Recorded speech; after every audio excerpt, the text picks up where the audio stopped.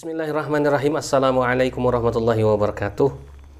Alhamdulillahi rabbil alamin. Alhamdulillahilladzi anzalal qur'ana fi syahri ramadan hudan linnas wa bayyinatin minal huda wal furqan. Asyhadu an la ilaha illallah wa asyhadu anna muhammadar rasulullah. Allahumma salli wa sallim wa barik wa karrim ala nuril azim sayyidina Muhammadin wa ala alihi wa ashabihi ajma'in. Amma ba'du, fa ya ibadallah ittaqullaha haqqa tuqatihi wa la tamutunna illa wa antum muslimun. Ikhwafillah rahimakumullah, kembali lagi bersama kami berdua, yaitu Uncle Bob kita dan Uncle Ucup Uncle Ucup dalam channel Don Ditahan dan channel LSK Al-Hadid. Kita mau bahas apa kali ini? Saya sebetulnya mau curhat aja sama Pak Dondi, menceritakan ada satu keresahan saya nih tentang Alkitab ataupun Bible-nya orang Kristen. Nah, tapi sebelum kita mulai, kita sama-sama melafadzkan basmalah terlebih dahulu. Bismillahirrahmanirrahim. Puja dan puji syukur kita panjatkan kehadirat Allah Subhanahu wa taala. Shalawat dan salam kepada junjungan Nabi kita Muhammad sallallahu alaihi wasallam. Baik, ikhwafillah rahimakumullah. Begini Pak Dondi. Boleh nggak sih kita ini sebagai umat Islam menggugat penggunaan kata Allah, atau kata Allah kalau bahasa Kristen kan, di dalam terjemahan Alkitab yang dikeluarkan oleh LAI atau Lembaga Alkitab Indonesia. Karena konon katanya sebetulnya dulunya tidak ada kata itu, tapi kemudian dalam terjemahan Alkitab LAI sekarang dimasukkan. Yang kedua, ada ketidakpasan gitu ya dalam penggunaan kata Allah atau Allah itu sendiri dalam terjemahan Alkitab LAI ya. Dan yang ketiga, memang kita ingin supaya nama Allah itu kembali dimurnikan, ditinggikan, bukan kemudian disalahgunakan dan disalah tempatkan, bukan pada tempatnya. Nah, ini tiga hal ini yang sebetulnya yang membuat kerisauan kami. Dan kita, apalagi saya dengar beberapa waktu yang lalu di Malaysia sendiri, yang dulunya ketika kaum muslimin di Malaysia menggugat kata yang sama oleh kepada mungkin LAI-nya Malaysia gitu ya. Ya, waktu itu sempat dimenangkan, tapi kemudian ketika terakhir belakangan ini malah kalah dan kembali orang-orang Kristen boleh menggunakan kata Allah dalam kitab suci mereka. Nah, tentu ini menjadi sesuatu hal yang perlu kita cermati sebagai kaum muslimin di Indonesia, mengingat Indonesia ini adalah mayoritas muslim terbesar di seluruh dunia. Nah, mungkin Pak Doni punya tanggapan buat kita semua, silakan. Ya. Assalamualaikum warahmatullahi wabarakatuh. Waalaikumsalam warahmatullahi wabarakatuh. Sebenarnya permasalahan penggunaan kata Allah di dalam Bible ya yang diterbitkan oleh Lembaga Alkitab Indonesia sampai ke versi yang terakhir yaitu terjemahan baru sebenarnya sudah cukup lama dipermasalahkan. Yang mempermasalahkan bukan hanya umat Islam. Oh gitu ya. Bahkan LAI juga pernah digugat oleh salah satu perorangan kalau nggak salah. Yang saya ingat waktu itu Pak Yakub Sulistyo, Pak Pendeta ya, Pak Pendeta Yakub Sulistyo yang di Wonosobo atau di mana ya? Kurang paham. Wonosobo di Jawa Tengah kalau nggak salah. Itu pernah juga berurusan dengan LAI mengenai penggunaan kata Allah itu. Tetapi kalau nggak salah waktu itu gugatan itu ditolak. Apa artinya dihentikan gitulah. Dengan alasan karena yang menggugat waktu itu adalah perorangan, bukan lembaga gitu. Karena ini digugat adalah lembaga ya. Ya. Jadi sebenarnya tidak semua kalangan di Kristen itu setuju dengan penggunaan kata Allah itu sendiri di dalam Bible mereka. Ada yang bersikeras bahwa kata Allah itu bukan menunjukkan kata yang cocok untuk nama Tuhan mereka atau sebutan umum di dalam Bible itu menurut tulisan-tulisan atau bahasa aslinya gitu. Bahkan ada yang bilang, yaitu Pak Pendeta Yakub Sulistyo sendiri yang mengatakan, sudahlah kembalikan saja kata Allah itu kepada umat Islam. Ya, karena itu adalah memang sudah milik umat Islam. Jadi kita tidak perlu menggunakan satu kata tetapi yang menimbulkan polemik yang disebabkan karena ketidakkonsistenan penggunaan kata itu di dalam Bible mereka gitu. baik. Nanti saya bisa tunjukkan ya ketidakkonsistennya di mana. Nah, kalau kita perhatikan lagi, yang ada kata-kata Allah itu di dalam Bible kan di Indonesia, di Malaysia kita tahu ya. Kalau di negara-negara lain kayaknya nggak ada ya. Betul. Di bahasa Inggris nggak ada kayaknya kata-kata Allah ya di Bible mereka ya. Nah, kenapa gitu loh kok mereka menggunakan kata itu gitu? Apa mungkin Indonesia ini karena negara berpenduduk Muslim terbesar di dunia atau bagaimana? Mau Itu sesatkan pemikirannya. kita nggak tahu ya. Iya. Tapi kurang lebihnya seperti itu. Nah, nanti kalau kita melihat balik ke sejarah, kita bisa tahu bahwa Yahudi Arab ya menerjemahkan kata yang mereka anggap paling suci yaitu tetragrammaton ya dengan huruf Yod He Vav He yang mereka sebut dengan Adonai atau Hashem. Ya apa namanya seorang rabi Yahudi yang paling otoritatif yang bernama Rabi Saadia Gaon menerjemahkan Tanakh ke dalam bahasa Arab ya. Kata Yod He Vav He itu atau yang mereka sebut Adonai atau Hashem itu diterjemahkan menjadi kata Allah atau Allah di dalam bahasa Arab. Nah, kenapa? Tentunya kalau tidak ada sebab kan nggak mungkin ya. Berani dia. Ya gitu kan. Itu satu. Yang kedua, Kristen Arab sendiri apa namanya? Menggunakan kata Allah itu sebagai proper name. Betul. Proper name itu adalah nama personal ya. Misalnya ini namanya Yusuf Ismail Al-Hadid, itu namanya. Nama saya emang asli kan itu. Ketua pesantren Al-Hadid itu Nah, itu bukan sebutannya kan? sebutannya. Gelarnya kan? Ya, betul. Jabatan. Nah, contoh misalnya Presiden Republik Joko Widodo, yang sebutannya yang mana? Presidennya. Presiden. Joko Widodonya adalah Itu nama aslinya. nama pribadi daripada proper name-nya, Pak Jokowi gitu kan. Begitu juga dengan kata Allah ini. Yang namanya nama orang itu sifatnya adalah paralel. Ya. Nah, mungkin gini, di sini namanya Yusuf. Kalau di Inggris namanya siapa? Joseph. Joseph. Padahal sama kan orangnya kan? Sama. Nah, begitu juga dulunya di Yunani namanya Isos. Ke Indonesia jadi apa? Yesus. Yesus. Di Barat bilangnya James. Ya. Di Indonesia apa? James itu jadi apa? Yakobus. Yakobus ya. Di Barat Peter. Di Indonesia apa? Petrus. Ya kan? Peter ya. Petrus. Di Barat apa? John. Di sini? Yohanes. Yohanes. Nah, sebenarnya memang harusnya yang namanya nama itu tidak boleh diterjemahkan. Ya. Tetapi yang namanya paralel itu disebabkan karena apa? Budaya, dialek, ya gitu kan, linguistik gitu kan. Jadi ya memang tidak apa namanya tidak masalah gitu. Ya. Tetapi nama is nama gitu. Jangan di. Nama adalah nama, bukan berarti nama bisa dijadikan sebutan umum. Betul betul. Sekarang kalau baca begini, jangan ada Allah lain di hadapanku. Ya itu merubah namanya. Nah, itu kan menjadi sebutan semua kan, sebagai sebutan umum Gelar, semua. ya. Nah, gitu. Tadi saya teruskan, Kristen Arab juga menganggap kata Allah sebagai proper name. Ya. Kita buktikan di Kamus Al-Munjid ya, Kamus Al-Munjid yang mengarang ini pendeta Katolik loh, Tat. Yang bernama Louis Makluf. Di situ kata Allah itu adalah nama daripada zat yang maha ada dan selalu ada. Berarti kan proper name. Iya, betul itu. Betul. Undang-Undang 1945 pembukanya apa? Atas berkat rahmat Allah. Ya kan? Di situ juga proper name. Terus KBBI, Kamus Besar Bahasa Indonesia. Allah itu apa? Nama daripada sesembahan yang apa?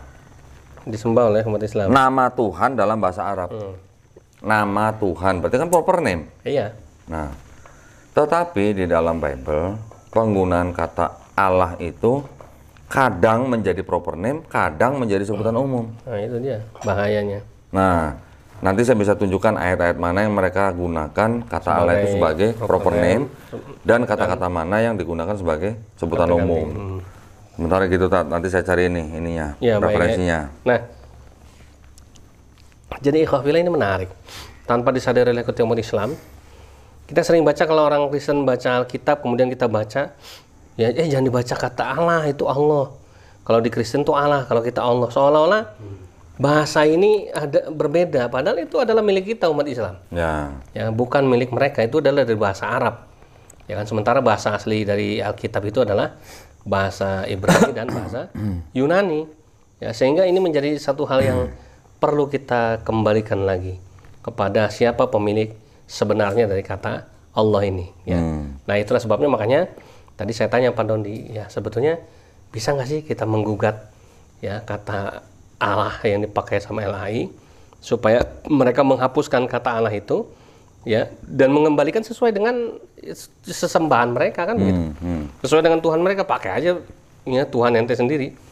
Kan begitu, jangan kemudian pakai nama-nama Tuhan umat Islam untuk menyebut Tuhan orang Kristen. Ini kan namanya talbisul haq bil batil. Mencampur adukan antara kebenaran dan kebatilan ini ya. Mungkin dekat Pak Dani silakan. Kan logikanya gini ya Tat ya.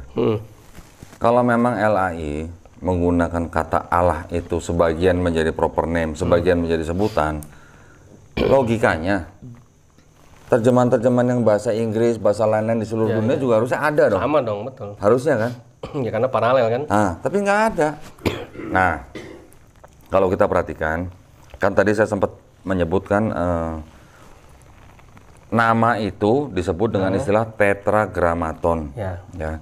4 huruf yang suci itu ya. Nah, tadi kan saya sebutkan Rabi Sadia Gaon menerjemahkan Yod He Vav itu dengan kata Allah di dalam bahasa Arab. Kemudian pendeta Katolik Louis Makhluk di dalam kamusnya Al-Munjid juga menganggap atau mendefinisikan kata Allah itu sebagai nama daripada zat yang ada dan selalu ada. Tadi kita juga sempat singgung KBBI, pembukaan Undang-Undang 1945 juga begitu kan. Nah, ada juga Alkitab, ya Alkitabnya Kristen Ortodoks, yang dikompilasi oleh Dr. Butros Abdul Malik. Di situ dia juga menggunakan kata Allah itu sebagai proper name. Itu tambahan tadi ya. Jadi di sini kita bisa melihat atau merangkum Yahudi Arab, Allah itu sebagai proper name. Kristen Arab juga Allah juga sebagai proper name. KBBI nama Tuhan berarti proper name. Undang-Undang 1945 juga menggunakan sebagai proper name. Nah, cuman Kristen Indonesia aja yang nyeleneh yang menggunakan kata Allah itu selain proper name juga generic name. Ya, gitu ya. Kenapa saya bisa bilang tidak konsisten? Nah, sekarang kita bisa lihat nih contoh nih ya. Bible versi Selaber atau dalam kurung draft ya. Yesaya 42 ayat 8. Bahwa akulah Allah, demikianlah namaku. Jelas nggak? Jelas nggak? Demikianlah namaku.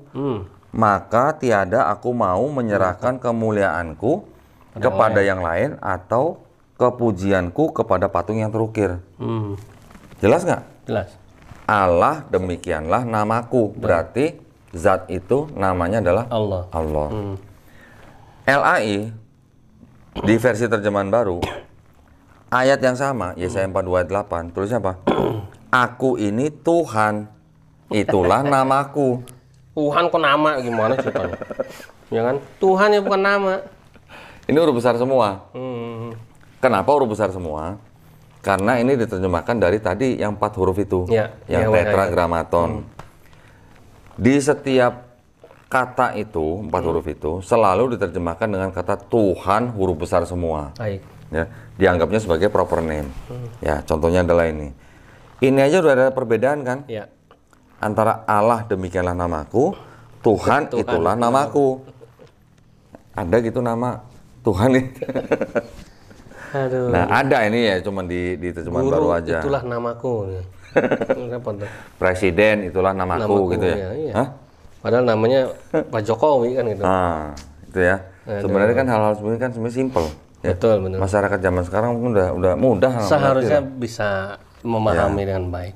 Oke. Tadi kan orang-orang pinter, itu kan banyak ahli-ahli Alkitab, nggak mungkin salah. Gimana? kalau nggak pintar nggak bisa bikin begini, gimana sih? Nggak bisa bohong orang.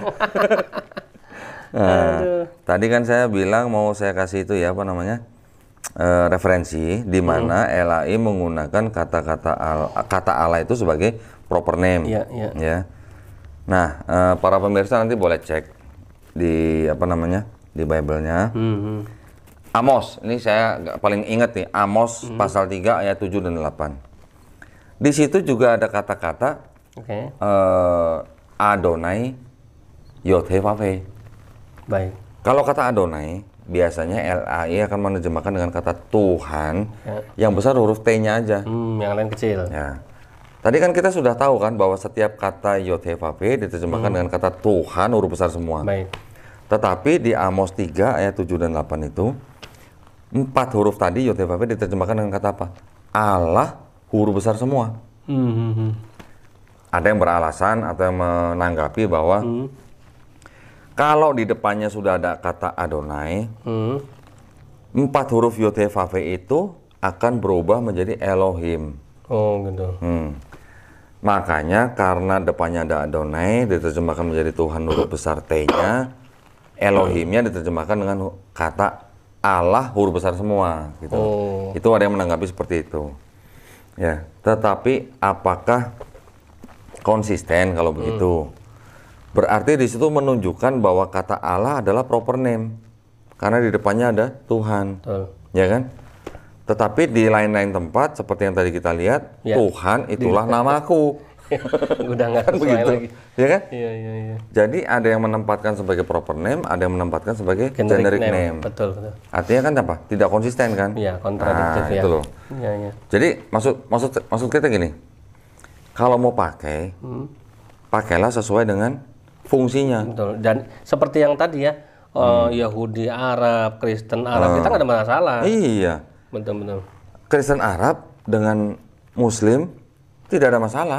Betul. Tidak mempermasalahkan itu gitu. Iya. Karena Kristen Arab taunya Allah itu adalah proper name. Betul. Demikian juga dengan Muslim di Arab. Sangat gitu. menghormati itu. Iya, tidak ada masalah. Kita di sini jadi risih kan.